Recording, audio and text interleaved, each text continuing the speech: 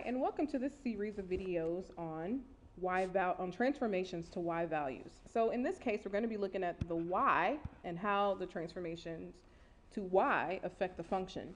Well, what we learned before is that all transformations to y will actually affect the vertical direction.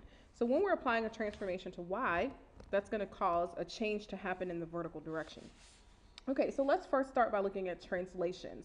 So in this video, we'll deal with translations only, and then next we'll look at dilations and we'll look at reflections, and then maybe do some mixed practice. Okay, so let's look at the first function. We know that we're doing a translation, so remember that a translation was adding or subtracting a value to y. So if I look at the function here, y is equal to x plus 2, I can see that this is a linear function, and the parent function for a linear is y equals x. All right, so I can graph the parent function, but first let's figure out what translation is going to happen. Okay, so I have plus 2. So I know that if I add a number to y, then that's going to shift the function vertically up. So it's going to shift the function up in the vertical direction. All right, so if I graph the parent function, y equals x, then I know that it has a one-to-one relationship. So 1, up 1, right 1.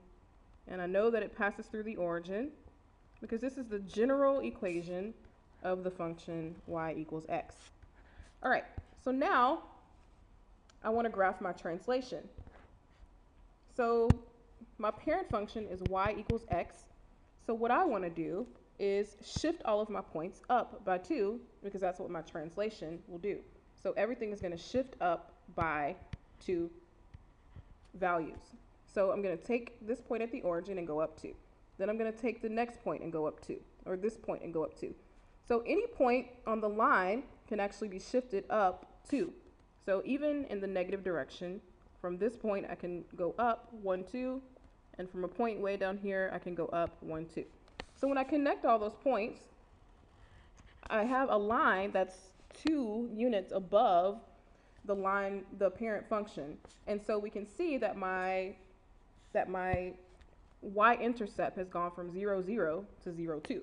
So basically the whole function shifted up 2. So for linear, if you pay attention to the y-intercept, that'll tell you basically what happened to the function vertically as far as a translation. Okay, so now let's look at y equals the absolute value of x minus 4. Okay, well in this case, y equals the absolute value of x minus 4.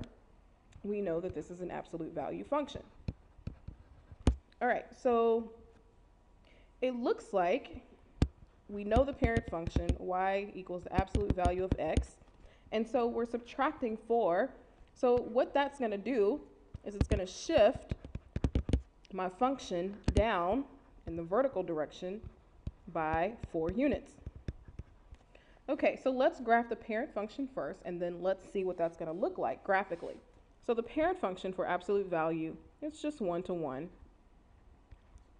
Similar to a line, except it stays positive because once you take the absolute value of a number, it becomes positive. All right, so here is my absolute value function.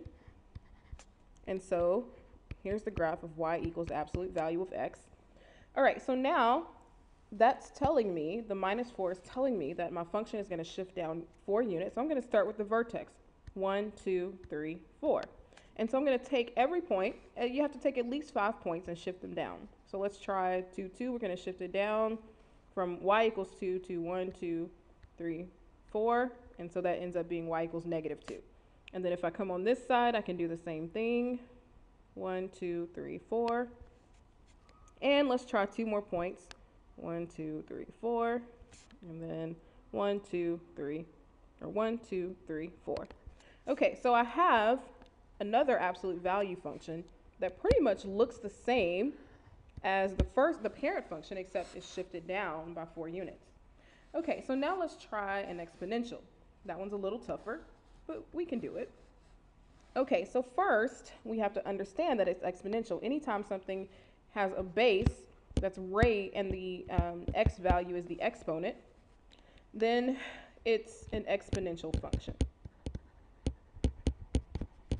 Okay, so we know that for an exponential, we use the base that's given, which is 3. So y is equal 3 and to the power of x. So that is the base for this particular exponential function. All right, so whatever exponential function you're given, whatever base you're given, that's what you use as your parent function. So the parent function is, in this case, is y equals 3 to the x. Okay, so we can see that this minus 3 is some type of transformation. It's a translation. And so when we subtract, again, it's going to shift down 3 in the vertical direction. So shift down 3 units vertically. Okay? All right, so let's start off by graphing the exponential function. Well, first, we need to actually graph what the parent function is. So some of you may still have trouble. If you need to do a table just for the exponential parent function, that's fine, but you cannot use a table to do the transformation. Okay, so we can see here, if you're still having trouble with negative exponents, if you have 3 to the negative 2, 3 to the negative 1, 3 to the 0, 3 to the 1, 3 to the 2, well, what are those exponents? Those are my x values. So I'm just showing it there, right? Those are my x values.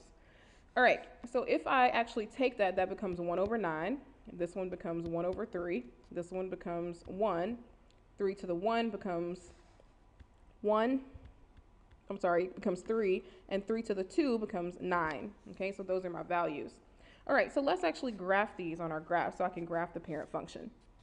All right, so at negative 2, when 3 was negative 2, it was 1/9. And you don't have to be exact because there's no way for us to really measure and see if it's exactly 1/9. And 1/3. And then 1, y is 1.